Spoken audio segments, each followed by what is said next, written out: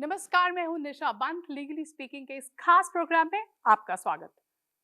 घरेलू हिंसा, बात जब घरेलू हिंसा की आती है तो समाज में महिला के साथ हो रहे पारिवारिक अत्याचार को लेकर एक प्रतिबिंब सा हमारे दिमाग में बन जाता है।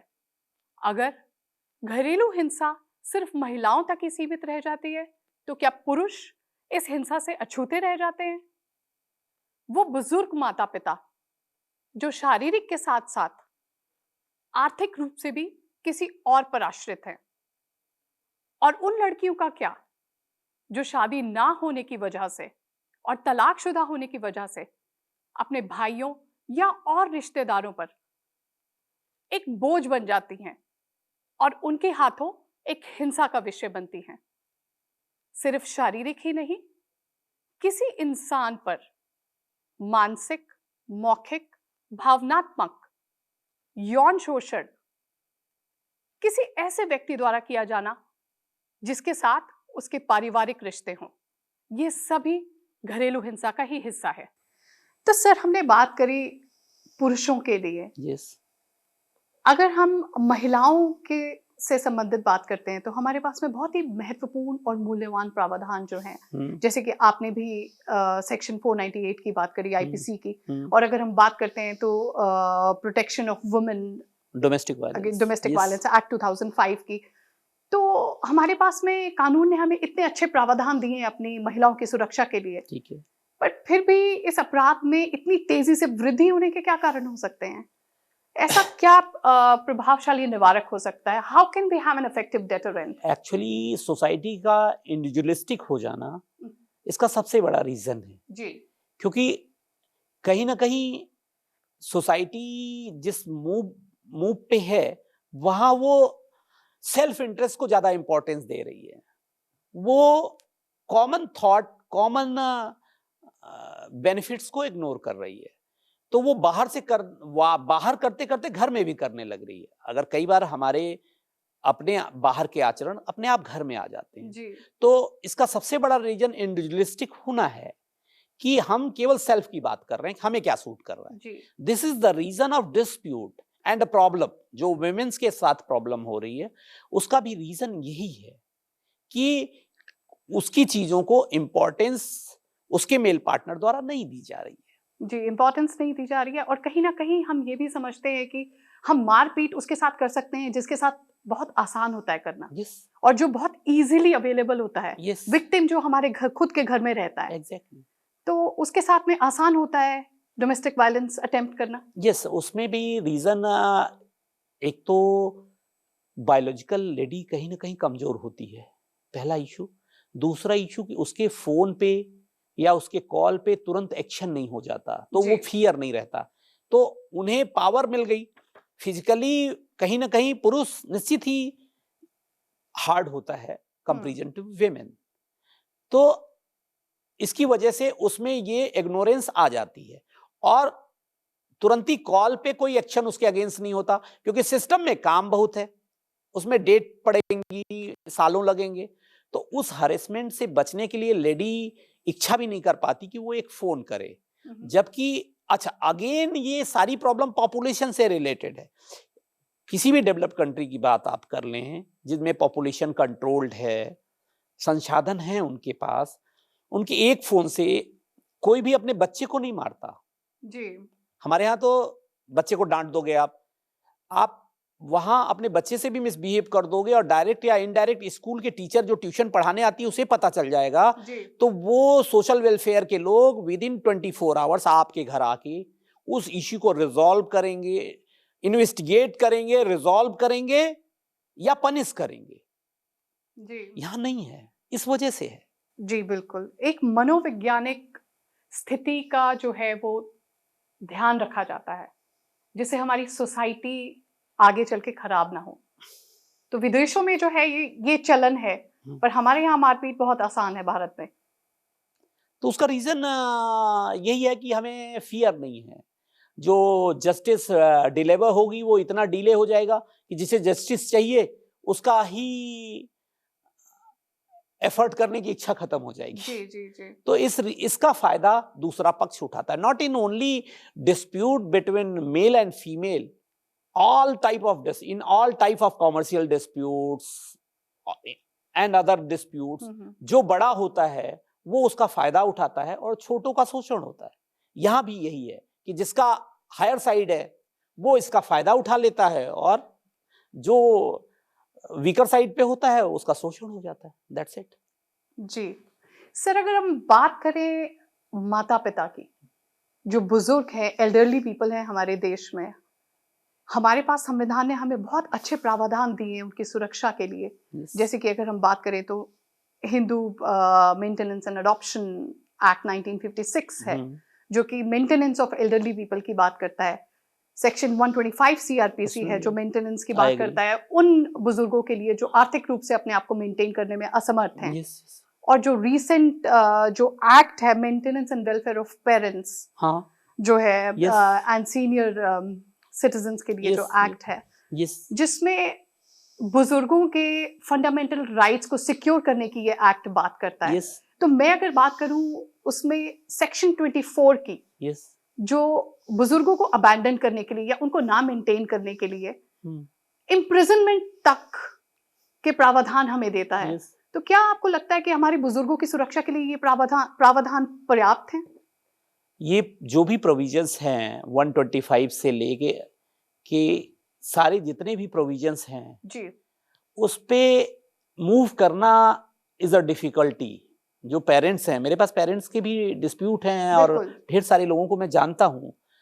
एक्चुअली पेरेंट्स की स्थिति उस तरह हो जाती है जैसे महाभारत में अर्जुन की हुई थी जी, कि वो अपने ही बच्चे के अगेंस्ट एक एप्लीकेशन मूव करना उनके लिए सबसे बड़ा चैलेंज बन जाता है। जी, इमोशनल तो, एस्पेक्ट जो है उसके लिए अगेन सोशल रिस्पॉन्सिबिलिटी की अगर ये आवश्यकता केवल इसलिए नहीं है, मैंने ढेर सारे पेरेंट्स को गाइड भी किया, ये आवश्यकता इसलिए नहीं है कि आपके साथ गलत हो रहा है, ये आवश्यकता इसलिए है कि आपके बच्चे को सबके साथ गलत करने की आदत पड़ जाएगी जी। तो वो पूरी सोसाइटी को डैमेज करेगा अगर आप इस गलती के लिए एप्रोप्रिएट एप्लीकेशंस, लेटर्स, पेटिशंस अगर आप नहीं मूव करते हैं तो आप अपने बच्चे को प्रोवोक कर रहे हैं इस तरह के समाज में अपराध करने के लिए। जी।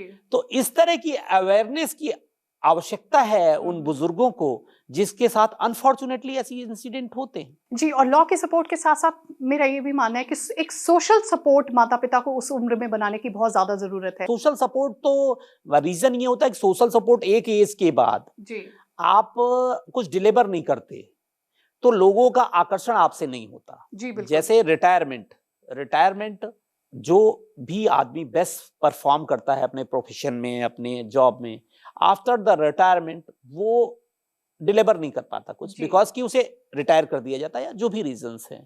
सिमिलरली सोसाइटी के जो लोग हैं वो उसका न डिलीवर करने की वजह से उसको कहीं ना कहीं इंपॉर्टेंस नहीं देती। केवल इस ग्राउंड पे हम उनकी चीजों को, उनकी इंपॉर्टेंस को इग्नोर करते हैं, इसकी वजह से ये होता है। तो हमें इसके लिए भी अवेयरनेस ही चाहिए। अवेयरनेस प्रोग्राम ज्यादा इंपॉर्टेंट है कि हम उन लोगों को किसी भी तरह अपने से जोड़ें, वो हमसे ना जुड़ रहे हैं, वो हमको हेलो नहीं करें तो हम हेलो करें। जी बिल्कुल, दिस इज आवर रिस्पॉन्सिबिलिटी। तो सर अगर हम सेक्शन 24 की बात करें जहां पर इम्प्रिजनमेंट और फाइन की जो प्रावधान है, जो ये प्रोविजंस हमारे कानून ने हमें दी हैं, तो जो आर्थिक रूप से समर्थ हैं लोग, तो उनके लिए कितना आसान है इन प्रोविजंस को तोड़ पाना? क्योंकि अगर फाइन सिर्फ 3,000 रुपए या 5,000 रुपए है तो जो लोग आर्थिक रूप से समर्थ है उनके लिए तो बहुत आसान होना चाहिए कि फाइन दिया और निकल गई ये सिचुएशन से बाहर। नहीं, देखिए केवल एक प्रोविजन नहीं है।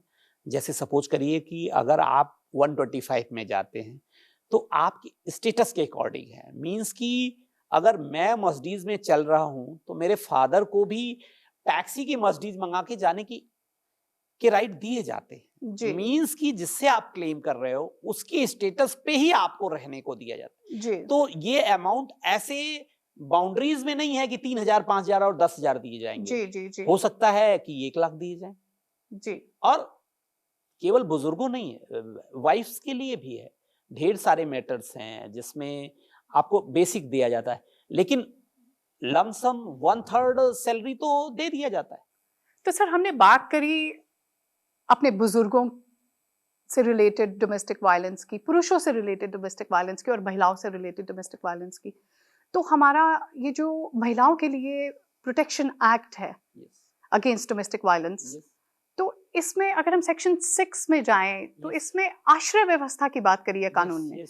तो ये किस तरीके की आश्रय व्यवस्था की बात है? ये शेल्टर्स है जी। तो जैसे शेल्टर्स जो हैं वो गवर्नमेंट के अपने रिसोर्सेज पे डिपेंड करता है, लेकिन उस शेल्टर्स में एक सारी फैसिलिटी में रहने वाली विमेन अगर रहती है तो वो कभी खुश नहीं रह पाएगी। जी जी, थोड़ा निचले स्तर, वंचित स्तर का जो होता है, वो लोग डिप्राइव्ड shelter हैं, homes, जो डिप्राइव्ड हैं, उनके लिए तो वो ठीक है जी। लेकिन जो एक लेवल पे आ चुके हैं, बेसिक्स जिनके पास है, उनके लिए वो शेल्टर होम फ्रूटफुल नहीं हो पाता। जी बिल्कुल।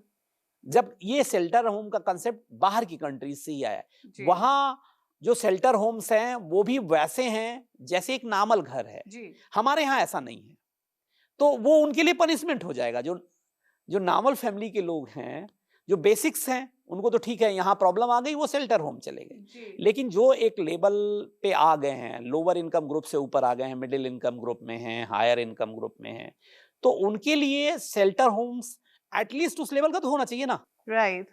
और अगर हम शेल्टर होम्स की बात करते हैं तो हमारे कानून में आपको लगता है कि ये चेंज लाने की जरूरत है कि जो अपराधी होता है उसे घर में रहने दिया जाता है और जो विक्टिम होता है उसे आश्रय दे दिया जाता है, तो इससे क्या कानून में that's why restoration of residence is a solution. Yes. Shelter home is not a solution.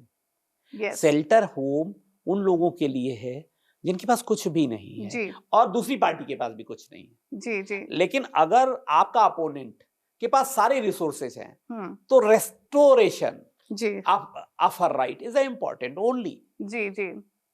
एक वंचित स्तर की जो एकोमोडेशन है वो जो विक्टिम को दे दी जाती है और जो अपराधी है वो घर में रह जाता है।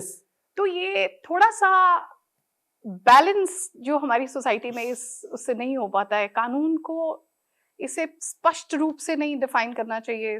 डिफाइन से ज्यादा इंपॉर्टेंट रिसोर्सेज का है कि हमारे सिस्टम के पास कितने रिसोर्सेज हैं। जी। This is a responsibility of system कि आपको जिससे डिप्राइव कर रहा है किसी, जिसके अगेंस्ट हम रिलीफ दे रहे हैं, तो उसको उसके इक्वल रिलीफ दे जी, जो वो हमारी रिसोर्सेज नहीं जी। उसके लिए हमें डेवलप्ड कंट्री में आना पड़ेगा। जी। फिर उसके लिए रिसोर्सेज बढ़े, पॉपुलेशन कम हो, देन विल डू इट। जी बिल्कुल।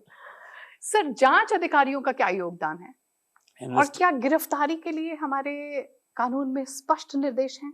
हमारे कानून में 498A, 406 and dowry provisions and other sections IPC के हैं जी, जिसमें कहीं ना कहीं प्रोटेक्शंस दिए जाते हैं। जी आप प्लीज हमारे दर्शकों को बताइए 406 और 498A के बारे में। 498A मैट्रिमोनियल रिलेशंस में किसी भी तरह की cruelty, domestic violence and 498A में डिफरेंस केवल यह है कि डोमेस्टिक वायलेंस में किसी चोट को compensation in terms of money भी आप क्लेम कर सकते हो और ले सकते हो जी। बट 498A में आप इसके बदले में उसे पनिशमेंट दिलवा सकते हो जी, कंपनसेशन नहीं ले सकते जी। तो 498 में उसे पनिशमेंट होगा आफ्टर द एविडेंस। उससे पहले अगर कॉग्निजेंट एविडेंसेस हैं इन्वेस्टिगेटिंग ऑफिसर के पास कि उसने इस तरह के वायलेंसेस किए हैं, along with उसने लेडी के वैल्यूएबल गुड्स अपने पास रखे हो, दैट इज कॉल्ड स्त्री धन। स्त्री धन। स्त्री धन। स्त्री धन के बारे में जो कंसेप्ट है वो ये था कि जो लड़की का है वो लड़की का है, बट लॉ कहता है कि जो लड़की को दे दिया जाता है as a gift at the time of marriage, after the marriage and in other ceremonies also जी, तो all articles covered as a stridhan. स्त्री धन। तो उस स्त्री धन की रिकवरी के लिए कोर्ट इन्वेस्टिगेटिंग ऑफिसर हमेशा सेंसिटिव होते हैं जी, कि अगर कोई पक्ष उस चीजों को होल्ड कर रहा है और उसके एविडेंसेस दिख रहे हैं तो investigating officer as per supreme court guidelines higher officer से परमिशन लेने के बाद जो लोग रिस्पॉन्सिबल हैं उनको अरेस्ट कर लेगा, बट विदाउट परमिशन नहीं। एक्स्ट्रा परमिशन के अरेंजमेंट सुप्रीम कोर्ट को मजबूरी में इसलिए करना पड़ा, जैसे आपने कहा ना कि जेंट्स के प्रोटेक्शन के लिए कुछ नहीं है जी तो चूंकि इस तरह की चीजों को लोगों ने वेपन बना लिया हरेस करने का, जी तो सुप्रीम कोर्ट ने इंटरवीन करके अपने जजमेंट से ये गाइडलाइंस डिसाइड की कि नहीं जी, आप वेरीफाई करो, कॉग्निजेंट एविडेंस हो तब अरेस्ट करो जी और इनको करो जो जो रियली इन्वॉल्व हैं। ऐसा ना हो कि पूरे रिलेटिव्स के नाम है तो सबको करो, जबकि इनिशियली ऐसा नहीं था। जी इनिशियली सबके यहाँ पुलिस चली जाती थी, सबको परेशान कर लिया, बट आज ऐसा नहीं हो रहा है। आज ऐसा हो रहा है तो किसी भी लॉ को, किसी भी सिस्टम को बढ़ने के लिए, मतलब डेवलप होने के लिए एक टाइम चाहिए होता है, जी जो टाइम के साथ चेंज होता, डेवलप होता है और बदलता जाता है। तो उसी तरह ये जो डिस्क्रिपेंसीज हैं जिसके लोग दूसरा पक्ष फायदा उठा रहा है, तो उसके लिए ये टाइम टू टाइम चेंजेस आते रहते हैं, बट जरूर कम हैं जी और उसको थोड़ा सा और कॉशियसली देखने की आवश्यकता है कि क्योंकि इससे कहीं ना कहीं एक डिसबैलेंस और एक फियर आ रहा है। जी एक समानता को बरकरार करने में तभी हो महिलाओं सकता को है। ऊपर उठाना बहुत जरूरी है, पर उसके लिए पुरुषों को भी नीचे गिराना सोल्यूशन नहीं। सोल्यूशन नहीं है। Yes, I agree. जी बिल्कुल। तो क्या जांच अधिकारियों को अपने आप को संतुष्ट कर लेना चाहिए गिरफ्तारी से पहले कि ये गिरफ्तारी जरूरी है, पहले उसे अपने आप को संतुष्ट कर लेना चाहिए तभी गिरफ्तारी का ऑर्डर करना चाहिए? जांच अधिकारियों को की रिस्पॉन्सिबिलिटी है कि एविडेंस, जो पीस ऑफ एविडेंसेस हैं उनको फेयरली कलेक्ट करें और टाइमली कलेक्ट करें। सर अगर हम मीडिएशन की बात करें डोमेस्टिक वायलेंस में स्पेशली, यस, तो मीडिएशन कितना इंपॉर्टेंट है? मीडिएशन का बड़ा क्रिटिकल रोल है जी और मीडिएशन ही सॉल्यूशन है किसी भी मैट्रिमोनियल डिस्प्यूट्स के या किसी भी फैमिली डिस्प्यूट का। सॉल्यूशन केवल मीडिएशन है। जी जरूरत है केवल उसे फेयरली करने का या एक्सपीरियंस लोगों द्वारा भी करने का, कि जो अपनी अकाउंटेबिलिटी से उसमें अपनी सर्विसेज ऑफर करें, सिस्टम उसे एक्सेप्ट करे और चीजों को रिजॉल्व करे। जी साथ में जो जिनके साथ प्रॉब्लम हो रही है या जिसकी फैमिली में प्रॉब्लम हो रही है, उसकी भी एक रिस्पॉन्सिबिलिटी है कि वो सेल्फ को देखने के बजाय वी थॉट प्रोसेस रखे, क्योंकि वो कहीं ना कहीं इंडिविजुअलिस्टिक हो गया है। तो उसे जब भी कोई चीज प्रॉब्लम हो तो वो दूसरे की जगह पे भी अपने को रख के चीजों को डिसाइड करे, तो इससे वो मीडिएशन तक भी नहीं पहुंचेगा। जी उसके जो इश्यूज हैं वो खुद ही निपटा लेगा, मीडिएटर की भी जरूरत नहीं पड़ेगी। जी केवल अगर उसने इतना सोच लिया कि मैं नहीं हम हैं, जो सुप्रीमेसी है वो सबसे बड़ी प्रॉब्लम है। जी लेकिन फैमिली ओवरऑल सारी चीजों से चलती है, छोटे बच्चे का भी उतना रोल है, बूढ़े का भी। जी जैसे सृष्टि छोटे जानवर से लेके आदमी तक बिल्कुल सबसे चलती है, उसी तरह परिवार सबसे चलता है। तो अगर हम वी के वेलफेयर की बात करेंगे तो इस तरह के इश्यूज कम होंगे, जजेस के पास प्रेशर कम होंगे, मीडिएशन में सीनियर लॉयर्स और सीनियर्स लोग एनजीओ के थ्रू अपग्रेड करें तो ये प्रॉब्लम रिजॉल्व हो जाएगी। तो सर जब बात मीडिएशन की आती है तो हम उसको, हमारा समाज जो है वो उसको रिलेट करता है सिर्फ पति पत्नी के इश्यूज के साथ में।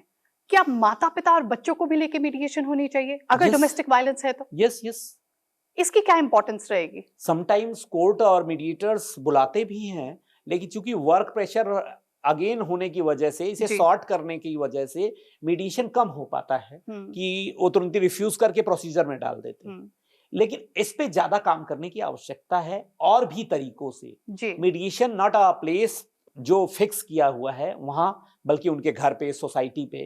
तो कई तरह से मीडिएशन एंड और समाज के और लोग जो एक ग्रोथ कर लिए हैं, एक स्टेज पे खड़े हैं, उनकी रिस्पॉन्सिबिलिटी है कि इस पे काम करें जी और इस तरह की ऑर्गेनाइजेशंस एक्टिव हों और एक्टिव हों, सिस्टम उनको जोड़ ले तो सोसाइटी में ये प्रॉब्लम, क्योंकि प्रॉब्लम करना पड़ेगा, क्योंकि प्रॉब्लम बढ़ गया तो कोई भी सिस्टम लगा लो काम नहीं करेगा। किसी के खिलाफ नहीं होना चाहिए, चाहे वो माता पिता हो, चाहे वो महिलाएं हों, या पुरुष हों। जिनके साथ मिसयूज होता है वो उसे इस वर्ड से लेते हैं, लेकिन मैक्सिमम लोग ऐसा नहीं कह सकते जी क्योंकि जिस वुमेन को रिलीफ दिया जाता है वो भी किसी की माँ है, हमारे घर की भी लेडीज हैं, वो कहीं जाएंगी, आपकी डॉटर है, आपकी सिस्टर है, जी तो अभिशाप कहना ठीक नहीं होगा। जी हाँ, जिनके लिए मिसयूज हो रहा है, बस सिस्टम उसे फेयरली देख के उनको उस प्रॉब्लम से निकाले और जो फॉल्स कंप्लेन है उनके अगेंस्ट भी एक्शन हो, इसका प्रोविजन होना चाहिए, वो नहीं। जी, तो यहाँ जांच के जो हमारे अधिकारी हैं उनका योगदान बहुत ही इंपॉर्टेंट रहेगा इसमें। और साथ साथ प्रोविजन ऑफ लॉ में इस अमेंडमेंट की भी आवश्यकता है कि हर एक्ट के स्पेसिफिक प्रोविजंस हो कि आपने इसका गलत इस्तेमाल किया तो आपको उल्टा ही नुकसान करेगा, और जी, ये बिल्कुल। प्रेसिडेंट सोसाइटी को गलत कंप्लेन करने से रोकेगा। जी, और एक एक्ट के बारे में जो हमारे कानून है उसके बारे में जागरूकता होना बहुत जरूरी है, ताकि हम समझ सके हम अपने अधिकारों को लेकर कहाँ लड़ाई कर सकते हैं और कहाँ हमें फॉल्स इम्प्लीकेशन के बारे में नहीं सोचना चाहिए। एग्जैक्टली, वो सोशल रिस्पॉन्सिबिलिटी हमारी आपकी सबकी है। जी हम कितना एक्ट कर रहे हैं ये इंपॉर्टेंट है। क्यों? जी सर, समय की सीमा को ध्यान में रखते हुए मुझे आपसे आखिरी सवाल लेना पड़ेगा। क्या महिलाएं इस विशाल शक्ति का दुरुपयोग कर रही हैं? आपको लगता है ऐसा?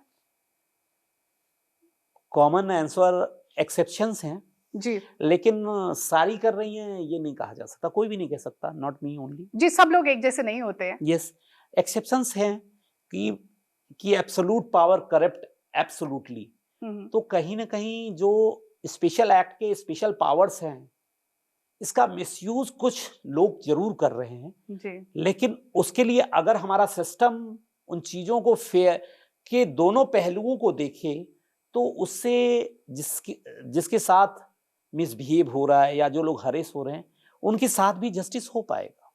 थैंक यू सर, आज आप हमारे साथ जुड़े, आपने हमें अपना अमूल्य समय दिया, इसके लिए बहुत बहुत धन्यवाद। तो ये थी हमारी आज की खास पेशकश हमारे खास मेहमान नवीन त्रिपाठी जी के साथ। तो आइए इस नए वर्ष में ना केवल समझे हम संविधान द्वारा दिए गए अपने अधिकारों को, पर माने अपने कर्तव्यों को भी, और सबसे बड़ा कर्तव्य सुरक्षा का।